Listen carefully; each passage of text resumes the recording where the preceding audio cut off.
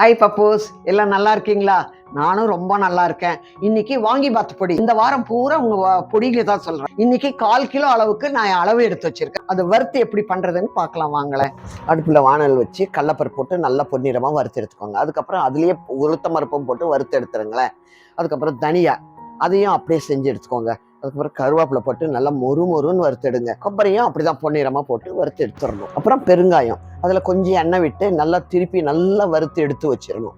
அது கொஞ்சம் எண்ணெய் இருக்கு இல்லையா, அந்த எண்ணெயிலே இந்த மிளகாவையும் நல்லா வறுத்து எடுத்துட்டு நல்லா ஆற வச்சிருங்க. ஆற வச்சு மிக்சியில் ஜாரில் போட்டு நல்லா அரைச்சி எடுத்துட்டிங்கன்னா கமகமான வாங்கி பாத்து பொடி ரெடி. இவ்வளோதான் பாப்பா, வறுத்து நல்ல வாசனையாக கமகமான்னு போட்டு வச்சிருக்கேன். இது வாங்கி பார்த்துக்கு யூஸ் பண்ணிக்கோங்க. இது நீங்களும் ட்ரை பண்ணுங்க. அப்படி உங்களுக்கு நேரம் இல்லைன்னும் போது நீங்க எனக்கு வாட்ஸ்அப்ல மெசேஜ் பண்ணீங்கன்னா நான் உங்களுக்கு பண்ணி அனுப்புறேன். ஓகேவா? பாய் பப்பூஸ்.